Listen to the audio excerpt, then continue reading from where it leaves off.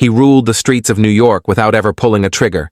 He controlled billions, commanded loyalty from killers, and made enemies vanish without a sound, all while living a quiet, almost invisible life.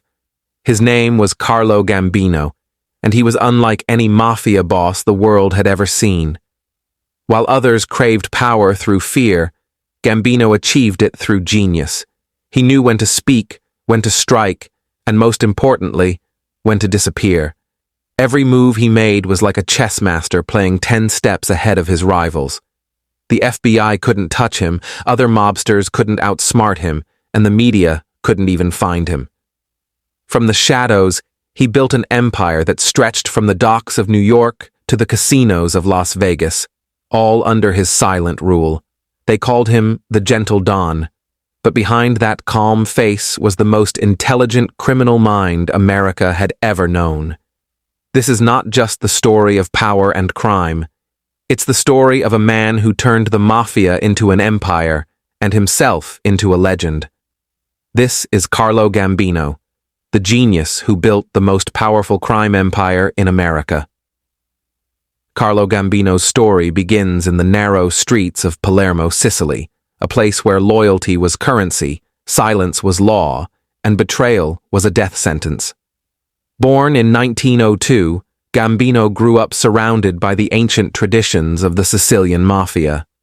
When he arrived in America at just 19 years old, he came with nothing but ambition and a mind sharper than any weapon.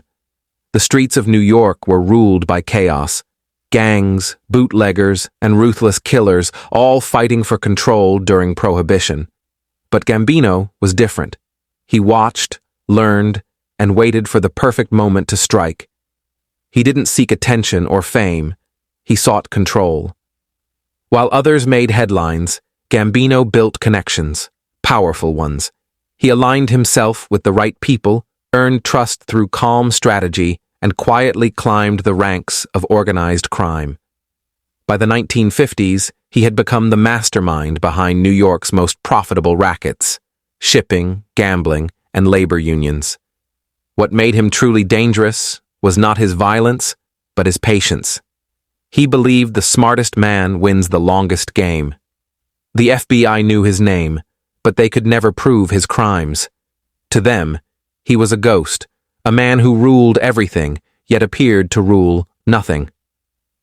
In a world of bloodshed and betrayal, Carlo Gambino became the rarest kind of mafia boss, one who built an empire with intelligence instead of intimidation. His legacy would outlive his enemies, shaping the mafia's future long after his death. This is the untold story of the man who redefined organized crime, the quiet genius behind America's most powerful criminal empire. Carlo Gambino's journey to power began long before he set foot in America. Born in 1902 in Palermo, Sicily, he grew up in a world where the Mafia was not just an organization, it was a way of life. The rules were simple: loyalty, silence, and respect. These principles became the foundation of Gambino's character.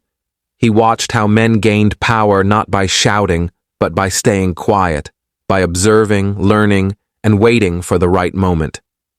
At 19, he boarded a ship bound for the United States. Like thousands of other Sicilian immigrants, he sought a better life, but Gambino's ambitions reached far beyond survival. He arrived in New York at the peak of Prohibition, a time when illegal liquor was the fastest way to make money and power. The city's underworld was already thriving, controlled by men like Giuseppe Joe the Boss Masseria and Salvatore D'Aquila. Gambino joined D'Aquila's organization, starting as a low-level soldier. But even then, he was different. He spoke little, avoided unnecessary fights, and always delivered results. His intelligence made him stand out in a world ruled by brute force. He didn't crave attention. He craved opportunity. When D'Aquila was murdered in 1928, Gambino smoothly transitioned to work under Alfred Al Mineo, proving that loyalty was his greatest weapon. The 1930s brought the bloody Castellamarese War. a brutal mafia civil war that pitted old-school bosses against the new generation led by Lucky Luciano. Gambino, instead of taking sides recklessly, played his cards with patience. He quietly supported Luciano's vision of a modern, business-minded mafia that valued money over violence. That decision would change his life forever. When Luciano won, he remembered those who stood by him, and Gambino earned a place in the new order. By the mid-1930s, Gambino joined the Gambino Crime Family, one of New York's 5 families. He operated in the shadows, managing operations on the Brooklyn waterfront. The docks were his training ground, a place where he learned the power of control. Whoever controlled the docks controlled trade, unions, and money. Gambino slowly tightened his grip, using charm, intimidation, and strategy. Unlike many mobsters who drew attention through flashy lifestyles, Gambino lived modestly. He wore simple suits, avoided nightclubs, and rarely appeared in photographs. The FBI had trouble even finding his current address. This invisibility made him nearly untouchable. As the years passed, he became a trusted figure within the family, a quiet force who got things done without making enemies. World War II brought new opportunities. With imports and exports booming, Gambino expanded his influence in shipping and smuggling. He understood that money, not violence, built power that lasted. When others killed for territory, Gambino negotiated for it. He built alliances not just with mobsters, but with businessmen, union leaders, and politicians who owed him favors. By the late 1940s, Gambino was no longer just a soldier. He was a strategist with a growing network of loyal men. He knew every player, every racket, and every weakness in New York's criminal ecosystem. The mafia world was shifting, and Gambino was perfectly positioned for the next phase, one that would take him from the shadows of the docks to the throne of America's most powerful crime family. Quietly, carefully, and with surgical precision, Carlo Gambino had begun his rise. No newspapers wrote about him, no detectives chased him. Yet, in the hidden corners of New York's underworld, one name was already whispered with respect: Don Carlo. By the early 1950s, the New York Mafia was undergoing major changes. The Gambino Crime Family, one of the city's infamous 5 families, was led by brothers Vincent and Philip Mangano. Beneath them operated a calm, intelligent man who rarely drew attention: Carlo Gambino. For years, he had been managing operations on the Brooklyn docks, controlling shipping, unions, and smuggling with remarkable efficiency. But while Gambino worked quietly, trouble was brewing at the top. Vincent Mangano, known for his temper, began clashing with his underboss, Albert Anastasia, a man feared across the underworld. Anastasia had earned the nickname the Lord High Executioner for his brutal control of Murder, Inc., a network of contract killers who carried out executions for the Mafia. Gambino, now Anastasia's trusted lieutenant, carefully studied the tension between them. He saw that the future of the family depended not on violence, but on who could outthink the other. In 1951, Vincent Mangano mysteriously disappeared, and his brother was later found murdered. Anastasia seized control of the family. But Gambino, ever the strategist, knew that Anastasia's reign would not last. The new boss was unpredictable, prone to violent outbursts, and attracted far too much attention from law enforcement. Gambino understood the golden rule of power: the louder you are, the shorter your reign. As Anastasia's behavior grew more reckless, Gambino began quietly building alliances. He reached out to influential figures like Vito Genovese and Meyer Lansky, men who believed the Mafia should run like a corporation, smart, silent, and structured. Together, they began planning a shift in leadership, one that would remove Anastasia without causing another bloody Mafia war. In October 1957, the plan came to life. Inside the Park Sheraton Hotel in Manhattan, Anastasia sat in a barbershop chair, relaxing as his bodyguard stepped away. Moments later, two gunmen entered and opened fire, killing him instantly. The hit was clean, quick, and untraceable, a masterpiece of underworld planning. Within days, Carlo Gambino took control of the family. There was no chaos, no war, and no questions. Everyone knew who was behind it, but no one dared to challenge him. As the new boss, Gambino immediately began transforming the organization. He replaced fear with discipline, violence with calculation. He restructured the family's hierarchy, ensuring loyalty flowed directly through him. He made alliances with the Lucchese and Genovese families, creating a powerful mafia triangle that dominated New York. He also strengthened the family's hold over labor unions, especially the International Longshoremen's Association, which controlled the ports and docks, the heart of New York's economy. Under Gambino's leadership, the family expanded into trucking, construction, loan sharking, and gambling. Every shipment that entered the city passed through his influence. Every deal required his approval. His business-like approach earned him enormous respect, even from rivals.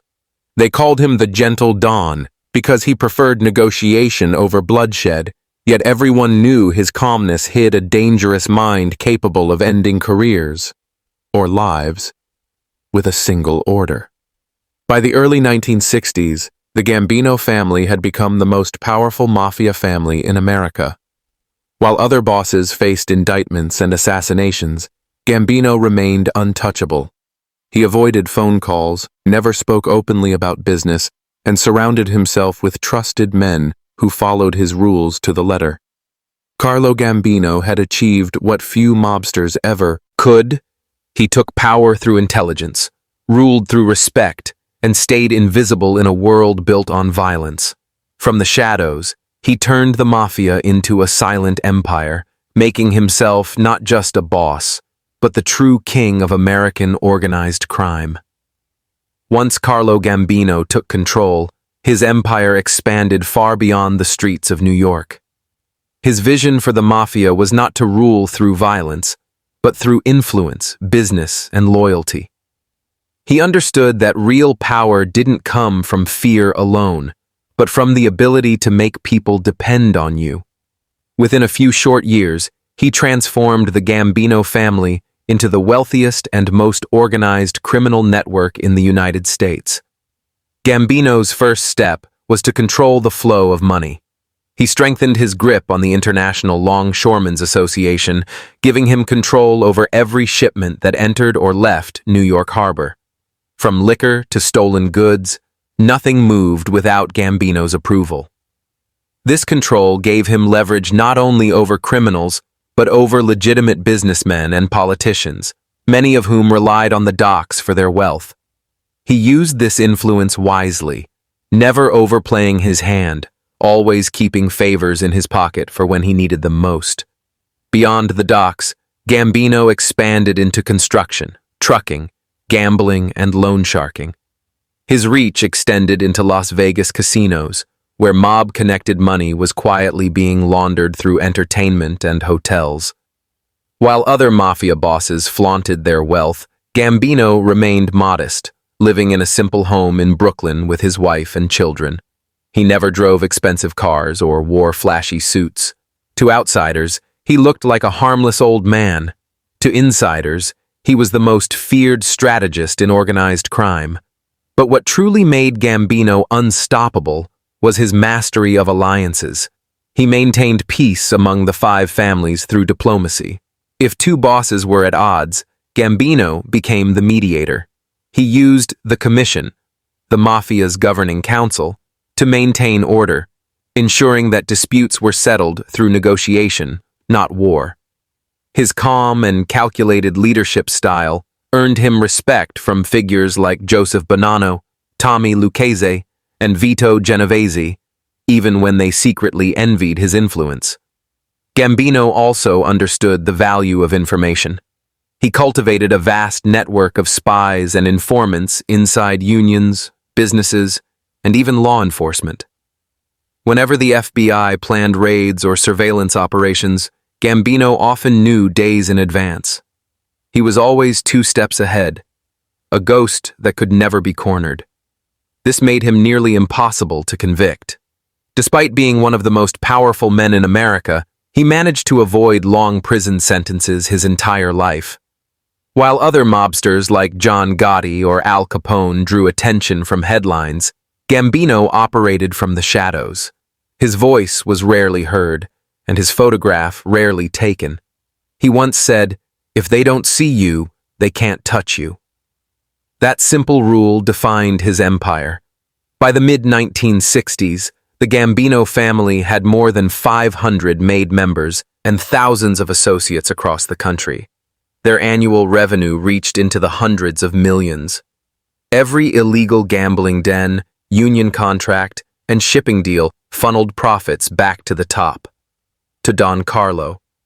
The Mafia had become less of a street gang and more of a multinational corporation, with Gambino as its silent CEO. To the FBI, he was a nightmare, a criminal too smart to catch. To his men, he was a legend, calm, calculated, and untouchable.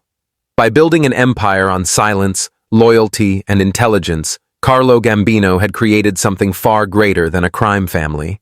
He had built an institution of power, one that would outlive him and dominate America's underworld for decades to come.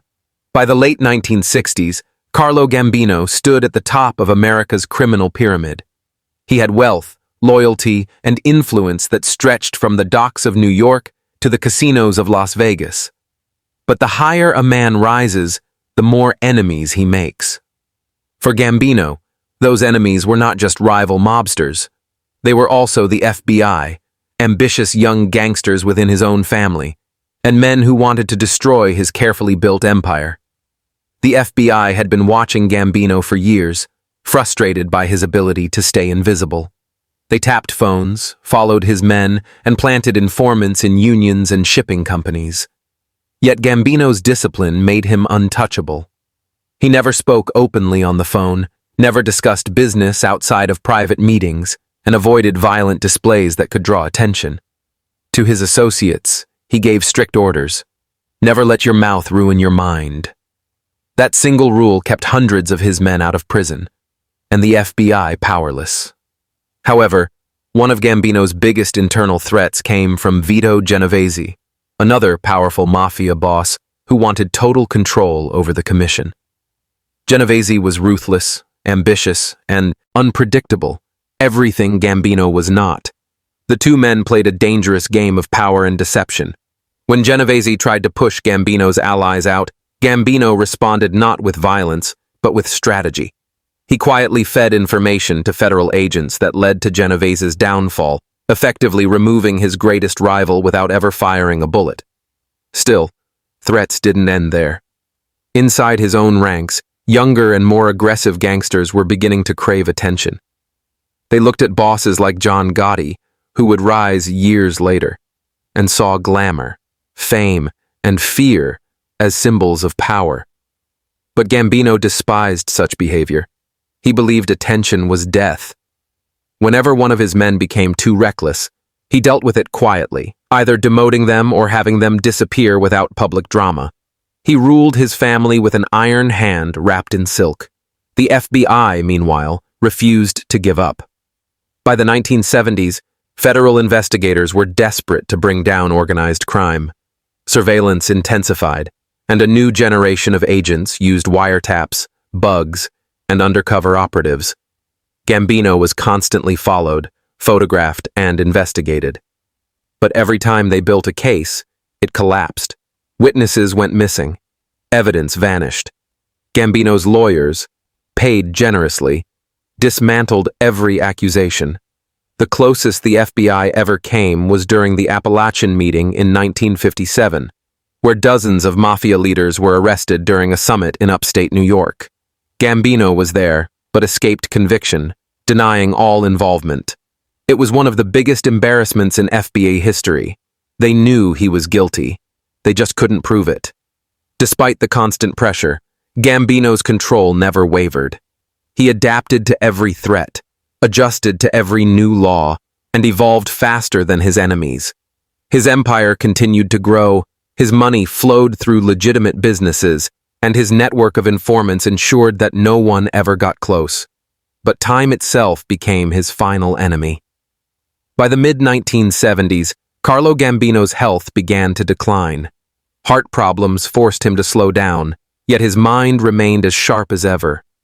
Even from home, he managed the family through coded messages and trusted capos. Surrounded by loyalty, protected by silence, and feared by every rival, Gambino had survived every threat the Mafia world could throw at him, including the US government.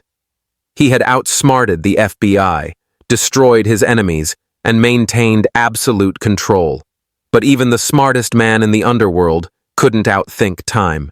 The final chapter of the Gentle Dawn was approaching, and it would mark the end of an era. By 1976, Carlo Gambino had achieved what no other mafia boss in American history ever had: absolute power, immense wealth, and a peaceful ending. After more than 50 years in organized crime, the man who ruled through intelligence and restraint was now in his 70s, his health weakened but his mind still sharp. Even as his body began to fail, his empire remained stronger than ever. A billion-dollar criminal network that spanned across the United States, from the ports of New York to the glitz of Las Vegas. Gambino had always been a strategist, and even in his final years, he planned every move carefully. He knew that leadership transitions often destroyed mafia families. When a powerful don died, chaos usually followed: rival factions, betrayals, and violent takeovers. But Gambino was determined not to let that happen. He quietly chose his successor, Paul Castellano, his cousin and trusted capo, a man known more for business than brutality. Gambino believed Castellano could continue his legacy of intelligence and diplomacy rather than bloodshed. On October 15, 1976, Carlo Gambino passed away quietly in his Long Island home, surrounded by family. No gunfire, no arrests, no betrayal, just silence. It was an ending almost unheard of for a mafia boss. While legends like Al Capone died in disgrace and others like Lucky Luciano were exiled or murdered, Gambino left this world peacefully, never spending a single day in prison for his crimes. That alone made him a myth in the underworld. His funeral became one of the most secretive events in mafia history. Thousands of mourners attended, including politicians, businessmen, and mobsters from across the country. Yet the event remained low profile, just as Gambino would have wanted. The media called it the end of an era, while the FBI could only watch, frustrated that the man they had chased for decades had died untouched. In the years that followed, Gambino's name became synonymous with control, intelligence, and discipline. Under Castellano's leadership, the Gambino family continued to dominate organized crime, though the coming years would eventually see cracks appear, especially with the rise of John Gotti, a new kind of mobster who loved the spotlight Gambino had always avoided. Still, Gambino's methods shaped the mafia for generations. He proved that true power comes not from violence, but from patience, respect, and information. Even law enforcement agencies studied his methods. The FBI called him the smartest criminal we ever faced. Historians described him as the CEO of the American underworld. Unlike most mob bosses, Gambino treated crime like a corporation. Every decision was calculated for profit, stability, and survival. He never allowed greed or pride to cloud his judgment, traits that later destroyed men like Gotti. To this day, the Gambino name carries weight. It symbolizes both the brilliance and the darkness of organized crime, a legacy of order within chaos. In a world ruled by fear and betrayal, Carlo Gambino's quiet intelligence changed everything. He never sought fame, but he achieved immortality. He never fired a gun, yet he controlled killers. He never trusted the law, but he mastered its loopholes. And when he died, he left behind not just a family, but an empire that redefined what it meant to be powerful in America's criminal world. Carlo Gambino remains the ultimate symbol of criminal genius, the man who built and ruled the most powerful crime empire in American history.